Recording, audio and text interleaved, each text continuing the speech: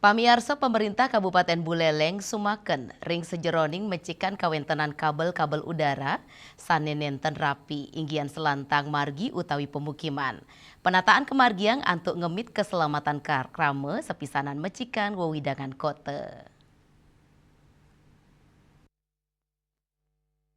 Kepala Dinas Kominfo Santi Kabupaten Buleleng, Made Suharto Mawasang, pemargi antuk mecekang kabel miwat tiang jaringan, sane nenten anut adung sarang standar, mangdane digelisang ketampenin langsung oleh suang-suang ISP, lianan punike, pai katandane taler ngulengang, indik membuatnya nih perizinan majeng samian ISP, melarapan izin resmi sah data jaringan sanitinas, pemerintah daerah sudah digelis nguningayang majeng sani medui kabel, pet pradi kepangi pikobet, kabel pegat miwa pikobet sanilianan ring lapangan.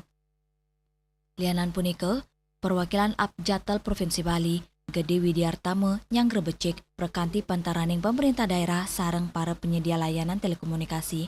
Manut dane, perkanti inuca patut ketincapang mangdane penataan jaringan side memargi becik.